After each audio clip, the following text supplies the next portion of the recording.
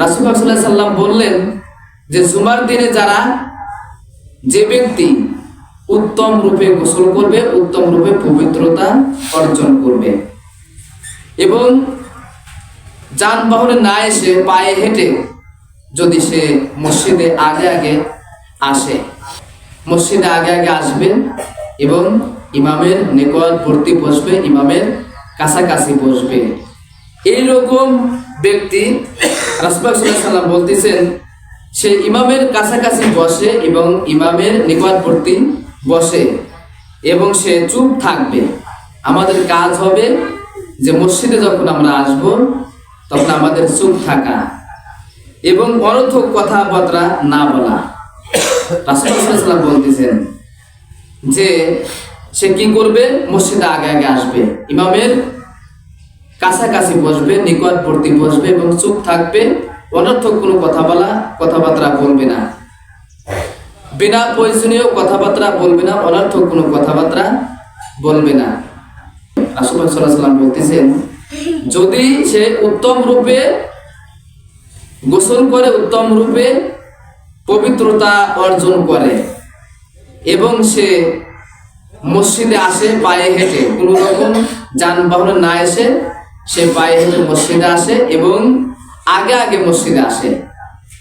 আগে আসার ফজিলত অনেক, মসজিদে জুমার দিনে আগে আসার ফজিলত অনেক আছে, অনেক ফজিলত আছে, অনেক মর্তবা আছে, অনেক দামি ফজিলত আছে। তো রাসূল পাক সাল্লাল্লাহু আলাইহি ওয়াসাল্লাম বলেছে পায়ে না হেঁটে এসে সে পায়ে হেঁটে আসে এবং যানবাহনে সে আসে না এবং সেই ইমামের কাছাকাছি বসে, ইমামের নিকটবর্তী বসে, চুপ থাকে, অনর্থক কোনো কথাবার্তা বলে না এবং অপ্রয়োজনীয় সে কথাবার্তা বলে না। তো রাসূল পাক সাল্লাল্লাহু আলাইহি সাল্লাম বলছেন যে যত বাড়ি থেকে মসজিদে আসা যত কদম সে ফেলেছে, সে বাড়ি থেকে মসজিদে আসতে যত কদম তাকে ফেলানো লাগছে, কত পাও হাঁটে আসছে। তো রাসূল পাক সাল্লাল্লাহু আলাইহি সাল্লাম বলছেন যে বাড়ি থেকে যত কদম আসলো প্রতি কদমে 1 বছরের নফল রোজা রাখার সওয়াব পাবে। সুবহানাল্লাহ। মানে যদি সে বাড়ি থেকে হেঁটে আসে, পায়ে হেঁটে আসবে, প্রত্যেক কদমে বাড়ি থেকে মসজিদ পর্যন্ত যত কদম সে হাঁটবে, যত কদম সে ফেলাবে, প্রত্যেক কদমে 1 বছরে নফল রোজা রাখলে যে সওয়াব পাওয়া যাবে, প্রত্যেক কদমে সে এই 1 বছর নফল রোজার সওয়াব পাবে। সুবহানাল্লাহ। তাই দেখছেন কত ফজিলতপূর্ণ এই দিনটা, কত দামি এই দিনটা এবং কত গুরুত্বপূর্ণ এই দিনটা মুমিনদের জন্য, মুসলমানদের জন্য, যে প্রত্যেক কদমে যখন আপনি 1 কদম ফেলাইছেন 1 বছরের নফল রোজা রাখার সওয়াব পেয়েছেন, আবার দ্বিতীয় কদম যখন আপনি ফেলাইছেন তখন 1 বছরের নফল রোজা রাখার সওয়াব পেয়েছেন। তাহলে আপনি কত কদম আসলেন, প্রত্যেক কদমে যদি 1 বছর নফল রোজা রাখার সওয়াব পাওয়া যায় তাহলে কত সওয়াব, কত নেকি, কত আমল আমার আমলনামায় আসলো, আমার আমলনামায় প্রবেশ করলো। এটা আল্লাহ তাআলা দেন, তার বান্দাদেরকে ভালোবেসে দেন, অনুগ্রহ করে দেন, দয়া করে, মায়া করে এই সওয়াবগুলি প্রত্যেক কদমে 1 বছর নফল রোজা রাখার সওয়াব আল্লাহ তাআলা দয়া করে তার বান্দার উপরে দেন। সুবহানাল্লাহ। এই জন্য আমরা মানে জুমার দিনে আগে আসার চেষ্টা করব এবং আগে থেকে আমরা প্রস্তুতি নেব। তারপরে রাসূল পাক সাল্লাল্লাহু আলাইহি সাল্লাম বলছেন যে প্রত্যেক কদমে 1 বছরের তাহাজ্জুদ, প্রত্যেক কদমে 1 বছর তাহাজ্জুদ নামাজ পড়লে যে সওয়াব হয়, প্রত্যেক কদমে আল্লাহ তাআলা তার বান্দার 1 বছর তাহাজ্জুদের নামাজের সওয়াব দেন। সুবহানাল্লাহ। আল্লাহু আকবার। জীবনে তাহাজ্জুদের নামাজ পড়লাম না, কিন্তু আগে আসার কারণে, পায়ে হেঁটে আসার কারণে আল্লাহ তাআলা প্রত্যেক কদমে 1 বছর তাহাজ্জুদ নামাজ পড়লে যে সওয়াব হয়, সেই সওয়াব আল্লাহ তাআলা আমাদেরকে প্রত্যেক কদমে দান করলেন। এটা আল্লাহ তাআলার বিশেষ নিয়ামত, বিশেষ দয়া এবং বিশেষ অনুগ্রহ। উনি তো ইচ্ছা করলে আল্লাহ তাআলা যদি বলতেন না কোনো সওয়াবটাও দেওয়া হবে না, তুই পায়ে হেঁটে আসবা, প্রত্যেক কদমে একটা করে গুনাহ মাফ হবে, একটা করে নেকি দেওয়া হবে।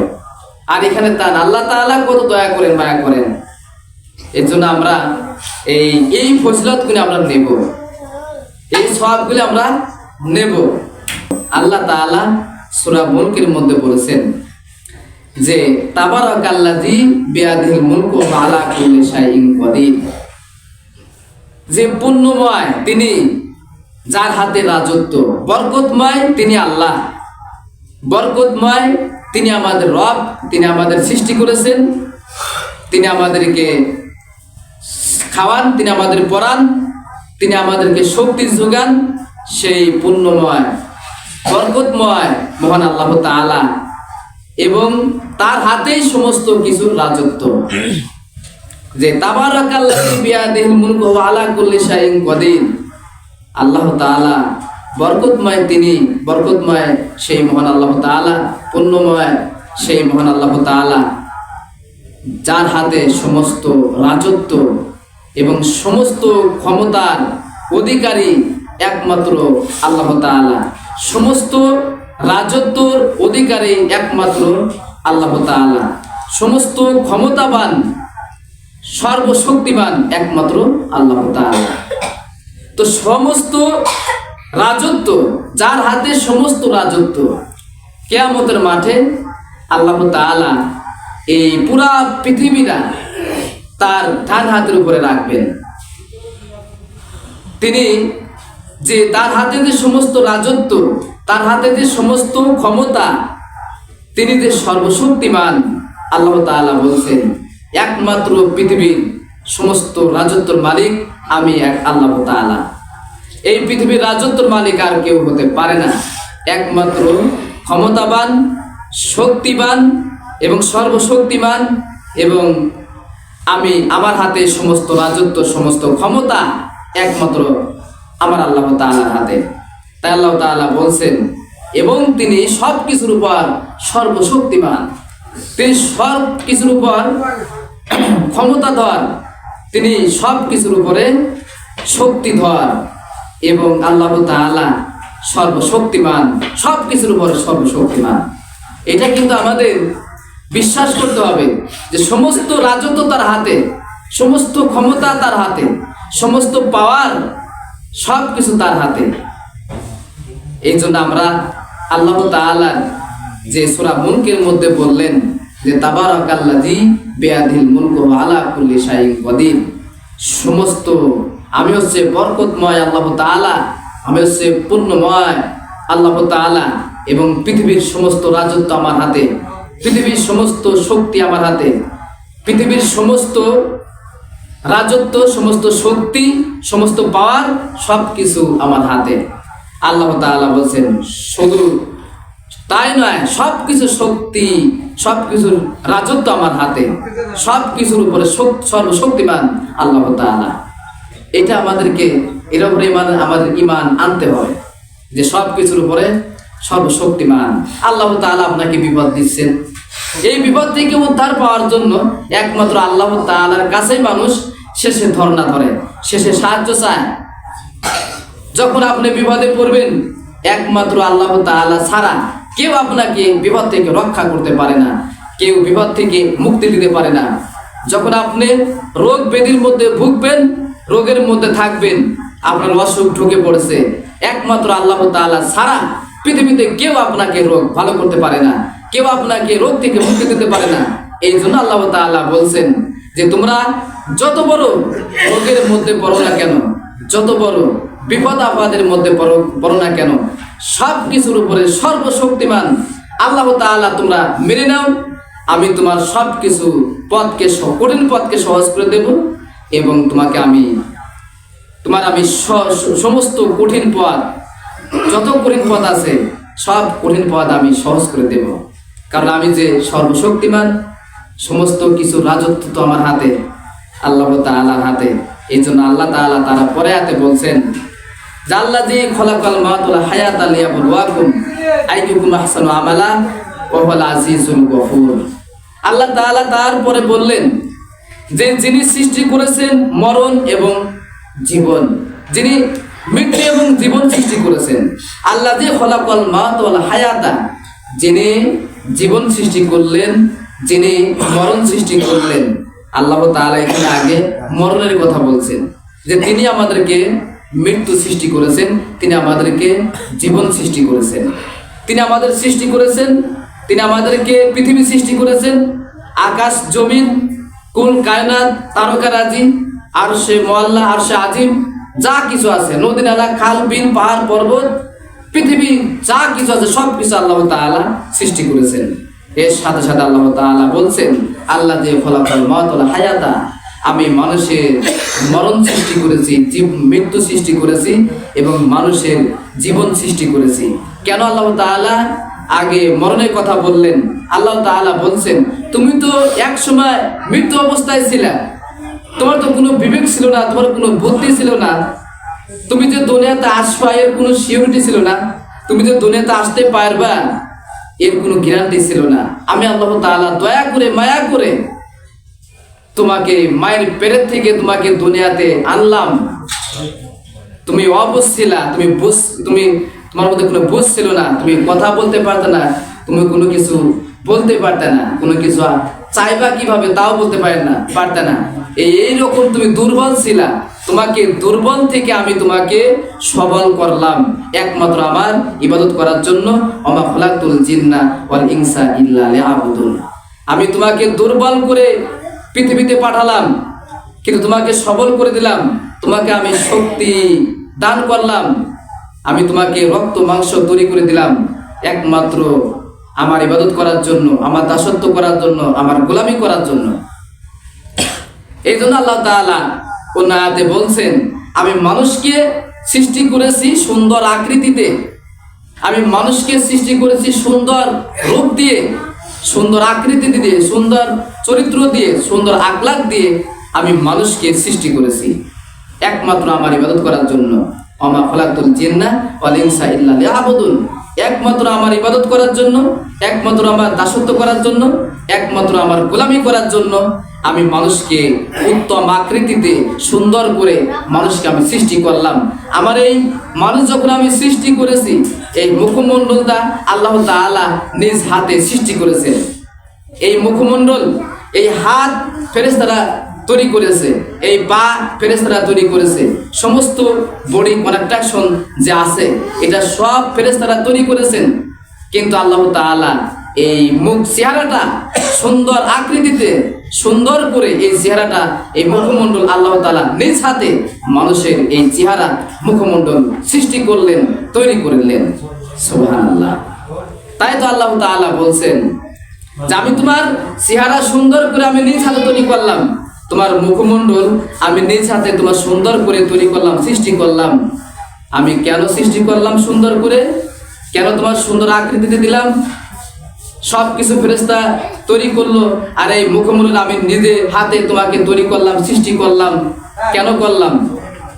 যাতে তুমি আমার এই জবান দিয়ে সবসময় আমাকে স্মরণ করতে পারো, সবসময় আমাকে জিকির করতে পারো, সবসময় যাতে মানুষের ভালো পথে আহ্বান করতে পারো, সবসময় যাতে মানুষের ভালো পথে আনতে পারো, দাওয়াত দিতে পারো, ইসলামের পক্ষে দাওয়াত দিতে পারো, ইসলামের পথে আনতে পারো। এই জন্য আমি তোমার এই জবানটাকে সুন্দর করে, মুখমণ্ডল চেহারাটাকে আমি সুন্দর করে নিজ হাতে, আমার হাত দিয়ে আমি তোমার মুখমণ্ডল চেহারা নিজ হাতে তৈরি করেছি, সৃষ্টি করেছি। সুবহানাল্লাহ। তাই আল্লাহ তাআলা বলেছে, আল্লাহ যে খলাকাল মাউত ওয়াল হায়াতা, যে আমি মানুষকে সৃষ্টি করেছি, আমি মানুষ সৃষ্টি করেছি, সমস্ত কিছু আকাশ জমিন কুল কায়নাত সব কিছু আমি সৃষ্টি করলাম এবং মানুষের মৃত্যু সৃষ্টি করলাম, মানুষের জীবন সৃষ্টি করলাম। কি কারণে সৃষ্টি করলেন? মানুষের মৃত্যু সৃষ্টি করলেন, মৃত্যু দেন, আবার মানুষের জীবন দেন। আমরা এক দুর্বল অবস্থায় মায়ের পেটে ছিলাম, ওখান থেকে আল্লাহ তাআলা আমাদেরকে বের করে আনলেন, সবল করে দিলেন, শক্তি দিলেন, ক্ষমতা দিলেন, রক্ত মাংস তৈরি করে দিলেন আল্লাহ তাআলার ইবাদত করার জন্য। এবং আল্লাহ তাআলার ইবাদত করার জন্য আমাদেরকে সৃষ্টি করলেন। কিন্তু আল্লাহ তাআলা তারপরে বলছেন, এই কারণেই বলছেন, আমি কেন তোমাদের পরীক্ষা করব? আমি তোমাদেরকে মৃত্যু সৃষ্টি করেছি, তোমাদেরকে জীবন সৃষ্টি করেছি পরীক্ষা করার জন্য। আল্লাহ তাআলা বলছে আমি তোমাদেরকে পরীক্ষা করার জন্য মৃত্যু সৃষ্টি করেছি, জীবন সৃষ্টি করেছি। তোমরা এখন জীবিত আছো, যখন তোমরা মৃত্যুবরণ করবে, কবরে চলে যাবে, তোমাদেরকে কবরের মধ্যে আবার জীবিত করা হবে এবং কবরের মধ্যে যখন তোমাদেরকে রূহ দেওয়া হবে, জীবিত করা হবে, তোমাদেরকে সযত্ন হবে, তারপরে তোমাদেরকে আবার মৃত্যু দেওয়া হবে এবং সেই মৃত্যু অবস্থায় তোমাদেরকে কিয়ামত পর্যন্ত কবরের মধ্যে থাকতে হবে। আবার এই কবর থেকে তোমাদেরকে কিয়ামতের দিন তোমাদেরকে কবর থেকে উঠতে হবে জীবিত অবস্থায় এবং জীবিত অবস্থায় আমার সামনে তোমাদেরকে দাঁড়াতে হবে, জবাবদিহিতা করতে হবে। এই জন্য আমাদেরকে বারবার মৃত্যু কিন্তু বারবার হবে, বারবার জীবিত হবে মানুষ, বারবার মৃত্যু হবে এই কবরের মধ্যে। যখন আপনি মৃত্যুবরণ করবেন, কবরে জীবিত করা হবে, আবার কিয়ামতের মাঠে জীবিত করা হবে। যখন মানুষ হিসাব নিকাশ নেওয়া হয়ে যাবে, তখন আল্লাহ তাআলা বলবেন যে সব বান্দারা জান্নাতে যাবা, সেসব বান্দাদের আজকে থেকে আর কোনো মৃত্যু নাই, তোমরা চিরকাল অনন্তকাল তোমরা জান্নাতের মধ্যে প্রবেশ করো। দেহগা প্রত্যেক কেটে কেটে আমার ফেরেশতারা তোমাদেরকে সালাম দেওয়ার জন্য দাঁড়িয়ে আছে, আহলান সাহালান, তোমাদেরকে সালাম দেওয়ার জন্য, তোমাদেরকে স্বাগত জানানোর জন্য, তোমাদেরকে মারহাবা দেওয়ার জন্য আমার ফেরেশতা প্রত্যেক কেটে কেটে দাঁড়িয়ে আছে তোমাদেরকে স্বাগত জানানোর জন্য। সুবহানাল্লাহ। যারা জাহান্নামী হয়ে যাবে তাদেরকে বলা হবে, আল্লাহ তাআলা বলবেন, যারা আজকে বিচার ফয়সালা হয়ে গেল, যারা জাহান্নামে যাবা, তোমরা জাহান্নামে চলে যাও, তোমরা জাহান্নামে চলে যাও। দেখো গা ফেরেশতারা, জাহান্নামের ফেরেশতারা প্রত্যেক দরজায়, জাহান্নামের গেটে দরজায় দেখো গা ফেরেশতারা তোমার লোহার লাঠি নিয়ে, আগুনের লাঠি নিয়ে, আগুনের চাবুক নিয়ে, আগুনের অস্ত্রপাতি নিয়ে তারা দোজকের সামনে, জাহান্নামের সামনে, গেটের সামনে, দরজার সামনে দাঁড়িয়ে আছে। তোমাদেরকে পিটিয়া পিটিয়া তোমাদেরকে জাহান্নামের মধ্যে প্রবেশ করাবে এবং তোমরা সেখানে চিরকাল থাকবে, সেখানে তোমাদের মৃত্যু হবে না, চিরকাল অনন্তকাল তোমরা জাহান্নামের শাস্তি পাইতেই থাকবা অনন্তকাল। দুই দলের এইরকম বলে দিবেন। যখন আল্লাহ তাআলা হুকুম পাওয়ার পরে যখন বেহেশতে যাবে মানুষ, দরজার কাছে যাবে, বেহেশতের দরজার কাছে যাবে এবং বেহেশতের যখন গেটের কাছে যাবে, ফেরেশতারা বলবে, আমরা তো তোমাদের অপেক্ষায় ছিলাম, আমরা তো তোমাদের আশায় ছিলাম, তোমরা বেহেশতের মধ্যে প্রবেশ করবা, আর যত নাজ নিয়ামত আছে, আল্লাহ তাআলার বরকত নিয়ামত এই জান্নাতের ভিতরে ভরা আছে, তোমরা খাইবা, আল্লাহ তাআলার প্রশংসা করবে। এখানে তোমাদের মরণ নাই, এখানে তো তোমাদের শুধু জীবিত, তোমরা এখানে চিরকাল থাকবে, তোমাদের কোনো মরণ নাই, কোনো রোগ ব্যাধি নাই, পেশাব পায়খানা কিচ্ছু করা লাগবে না, খাইবা আর আল্লাহ তাআলা শুকরিয়া আদায় করবে। তোমাদের এখানে কোনো নামাজ নাই, কালাম নাই, কিচ্ছু নাই, সব কিছু তোমরা দুনিয়াতে করে এসেছো, তাই আল্লাহ তাআলা তোমাদেরকে খুশি করে জান্নাত দান করছেন। তোমরা খাইবা আর শুকরিয়া আদায় করবে, খাইবা আর প্রশংসা করবে, খাইবা আর প্রশংসা করবে, শুকরিয়া আদায় করবে আল্লাহ তাআলার নিয়ামত দেখে দেখে। সুবহানাল্লাহ। এই জন্য তো জাহান্নামে যারা যাবে, আল্লাহ তাআলা যখন মানুষকে যখন জাহান্নামে দিবেন, যখন জাহান্নামীরা জান্নাতের দিকে তাকিয়ে থাকবে যে আল্লাহ আজ আমাদের আফসোস হয়, আমরা যদি আলেম ওলামাদের কথা শুনে ভালো পথে আসতাম, আলেম ওলামাদের কথা শুনে যদি আমরা ইসলামের পথে আসতাম, ইসলামের পথে তারা আমাদেরকে নেওয়ার জন্য কত রকম সতর্ক করেছে, কত রকম কোরআনের আয়াত দিয়ে আমাদেরকে বোঝাইছে। আজ যদি ওই কথাগুলো মেনে নিতাম, ওই কথা যদি আমরা আমল করতাম, ওই কথা যদি তোয়াক্কা আমরা করি নাই, ওই কথা যদি আমরা মেনে নিতাম বা ওই কথা যদি আমরা শুনতাম, তাহলে আজকে আমাদেরকে জাহান্নামে যাওয়া লাগতো না, আমরা ওই জান্নাতি বাসীদের সাথে আমরা একসাথে বসবাস করতে পারতাম। আল্লাহ তাআলা বলেন, তোমাদের যেরকম হায়াত দেওয়া হয়েছিল ওদেরকে ওই রকম হায়াত দেওয়া হয়েছিল, ওরা এই হায়াতটাকে আমার পথে কাজে লাগিয়েছে, আর তোমাদের যে হায়াত দিয়েছিলাম এই হায়াতটা পাওয়ার পরে তোমরা ক্ষমতার বড়াই করেছো, ক্ষমতার অহংকার করেছো, সম্পদের অহংকার করেছো, শক্তির অহংকার করেছো, তোমাদের দলের পাওয়ার দেখাইছো, সব কিছু তোমাদেরকে ধ্বংস করে দিয়েছে।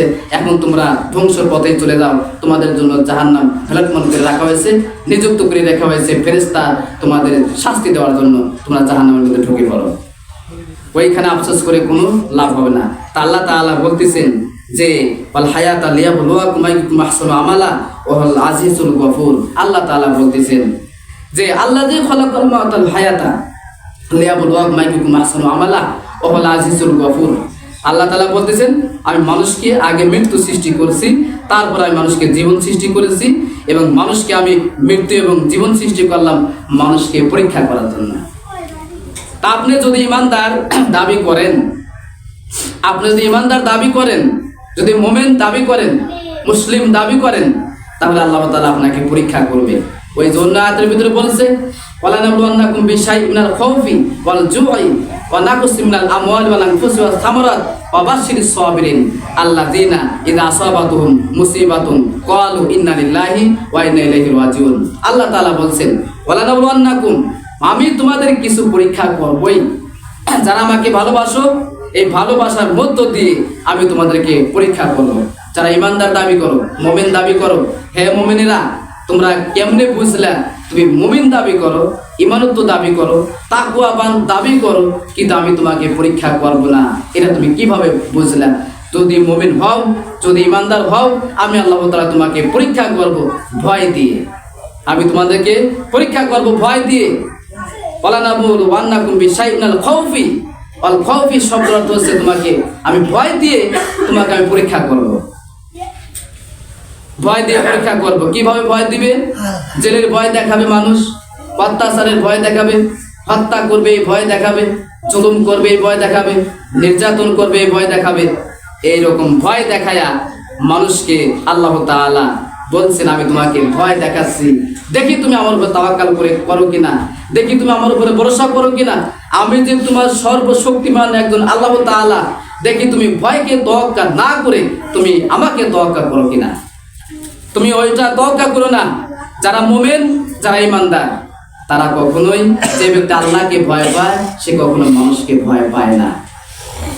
এই জন্য তো রাসূল পাক সাল্লাল্লাহু আলাইহি সাল্লাম বলছেন, যে সব ইমানদারেরা, যে সব মুমিনেরা, তোমরা যদি আল্লাহকে ভয় পাও, সারা পৃথিবীর মানুষ তোমাদেরকে ভয় দেখাবে, তোমার ওই ভয়কে তোয়াক্কাই করবে না, যেহেতু তুমি আল্লাহকে ভয় করো। সুবহানাল্লাহ। যারা আল্লাহকে ভয় করে তারা কখনো মানুষের জুলুম, নির্যাতন, অত্যাচার এসব ভয় করে না, পরোয়া করে না। যারা মুমিন, যারা ইমানদার, এটা আল্লাহ তাআলা কোরআনের ভিতরে বলছেন। আল্লাহ তাআলা বলে, আমি তোমাদেরকে পরীক্ষা করব, আমি তোমাদেরকে ভয় দিয়ে পরীক্ষা করব, আমি তোমাদের রোগ ব্যাধি দিয়ে পরীক্ষা করব। বিভিন্ন সময় আমি রোগ দেব, ব্যাধি দেব, অসুখের শরীরের ভিতরে রোগ ঢুকাই দেব, দেখি তুমি আমাকে জপো, আমাকে স্মরণ করো, না কাকে তুমি স্মরণ করো, তুমি আমাকেই ডাকো, না তুমি কাকে ডাকো, তুমি আমার উপরে তাওয়াক্কাল করো, না কার উপর তাওয়াক্কাল করো। এই জন্য আমি তোমাকে রোগ ব্যাধি দিয়ে পরীক্ষা করি। আল্লাহ তাআলা কোরআনের ভিতরে বলছেন, সূরা আনামের ভিতরে বলছেন 17 নম্বর আয়াতে, ওয়াইয়াম সাসকাল্লাহু বিদুরিন ফালা কাশিফা লাহু ইল্লা হুয়া ওয়াইয়াম সাসকা বিখাইরিন ফাওয়া আলা কুল্লি শাইইন কাদির। বান্দা, যখন তুমি কঠিন রোগের মধ্যে পড়ে যাবে, কঠিন বিপদের মধ্যে যখন পড়ে যাবে, তখন তুমি এই আয়াত পড়ে আমার কাছে পানা চাও, আমার কাছে ক্ষমা চাও। আমি আল্লাহ তাআলা তোমাকে যত কঠিন হোক না কেন, যত কঠিন ঝামেলা হোক না কেন, যত কঠিন রোগ হোক না কেন, যত কঠিন বিপদ হোক না কেন, আমি আল্লাহ তাআলা তোমাকে এটা বিপদ থেকে মুক্তি দেব, আমি তোমাকে সুস্থতা দান করব। এই জন্য আল্লাহ তাআলা বলছেন যে, আল্লাহ তাআলা বলছেন, আমি মানুষকে পরীক্ষা করব রোগ ব্যাধি দিয়ে, এবং আমি মানুষকে পরীক্ষা করব ক্ষেত কামারের উপর দিয়ে। আমি মানুষকে পরীক্ষা করব ক্ষেত কামার উপরে গজব দেব। এই যে ক্ষেত কামার উপরে গজব দেয়, এটা আল্লাহ তাআলা কোরআনে বলছেন, ওয়ালা নাবলুওয়ান্নাকুম বিশাইইন মিনাল খাউফি ওয়াল জুই ওয়া নাকসিম মিনাল আমওয়ালি ওয়াল আনফুসি ওয়াস সামারাত। যে ক্ষেত খামার উপরে আমি আল্লাহ তাআলা তোমাকে গজব দেব, আযাব দেব। অনেক সময় ক্ষেত খামারে গজব আসে না, অনেক সময় ক্ষেত খামারে গজব আসে। এই ক্ষেত খামারে গজবটা আসে, এটা আল্লাহ তাআলা পরীক্ষা করেন, যে দেখে আমাকে সে ডাকে কি, আমি মানুষকে পরীক্ষা করব বিভিন্ন বিষয় দিয়ে। যদি সে পরীক্ষা উত্তীর্ণ হয়, যদি সে পরীক্ষা মেনে নেয়, যদি সে পরীক্ষা উত্তীর্ণ হয়, সে শেষে বলবে ইন্না লিল্লাহি ওয়া ইন্না ইলাইহি রাজিউন। এটা তোমার পক্ষ থেকে এসেছে, আর আমাকে তোমার পক্ষে যেতে হবে, আমাকে তোমার দিকেই যেতে হবে। এটা আল্লাহ তাআলা বলছেন। আমরা যে মানুষ যখন মৃত্যুবরণ করে, তখন কিন্তু আমরা বলি যে, ইয়া রাব্বুল আলামিন ইন্না লিল্লাহি ওয়া ইন্না ইলাইহি রাজিউন। আল্লাহ উনি যে পদ্ধতিতে তোমার কাছে চলে গেল, যে নিয়মতান্ত্রিক ভাবে তোমার কাছে চলে গেল, আমি ওই পদ্ধতিতে, ওই নিয়মতান্ত্রিক ভাবে আমি তোমার কাছে আসতেছি। তা আল্লাহ তাআলার কাছে আপনি বললেন যে, আল্লাহ, তোমার এই বান্দা যেভাবে চলে গেল, আমি তো এইভাবে তোমার কাছে আসতেছি, এদিন ইন্না লিল্লাহি ওয়া ইন্না ইলাইহি রাজিউন এর অর্থ আপনি বলে দিলেন, কিন্তু আপনি অর্থ বলতেন না, তো তাই অর্থ না বোঝার কারণে শরীরের ভিতরে কাঁপন ওঠে না। কিন্তু আপনি বললেন ইন্না লিল্লাহি ওয়া ইন্না ইলাইহি রাজিউন, আল্লাহ ইনি যেভাবে চলে গেল ওইভাবে আমিও তোমার কাছে আসতেছি, এটা হচ্ছে অর্থ। তো যাই হোক, আল্লাহ তাআলা বলছেন আমি মানুষকে পরীক্ষা করব বিভিন্ন বিষয় দিয়ে। আল্লাহ যে খালাকাল মাউতা ওয়াল হায়াতা লিয়াবলুয়াকুম আইয়ুকুম আহসানু আমালা, আমি মানুষকে পরীক্ষা করব কে আমলে সর্বোত্তম, কোন ব্যক্তি আমলে শ্রেষ্ঠ, কোন ব্যক্তি আমলে সর্বোত্তম, ভালো ভালো কাজ করে। আপনি ভালো কাজ করার জন্য প্রতিযোগিতা করবেন, ভালো ভালো আমল করার জন্য প্রতিযোগিতা করবেন, ভালো ভালো নেক কাজ করার জন্য প্রতিযোগিতা করবেন।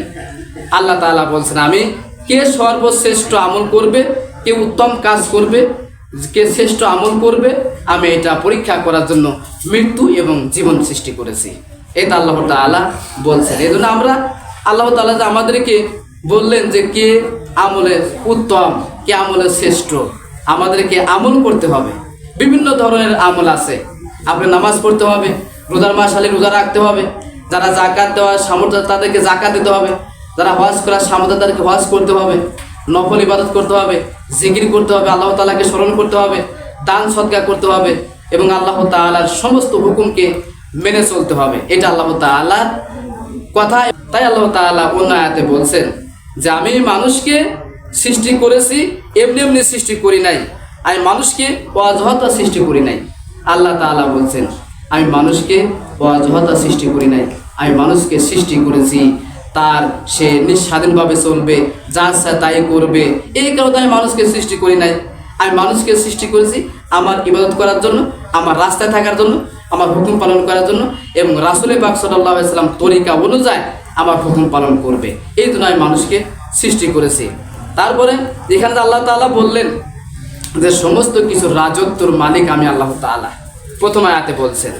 এখানে আল্লাহ তাআলা অন্য একটা রাসূল পাক সাল্লাল্লাহু আলাইহি ওয়াসাল্লাম একটা হাদিসের মধ্যে বলছেন যে পৃথিবীর মানুষকে জানাই দাও যে সমস্ত রাজত্বর মালিক আমি আল্লাহ, সমস্ত ক্ষমতার মালিক আমি আল্লাহ, সমস্ত ক্ষমতাবান আমি আল্লাহ, সর্বশক্তিমান আমি আল্লাহ তাআলা।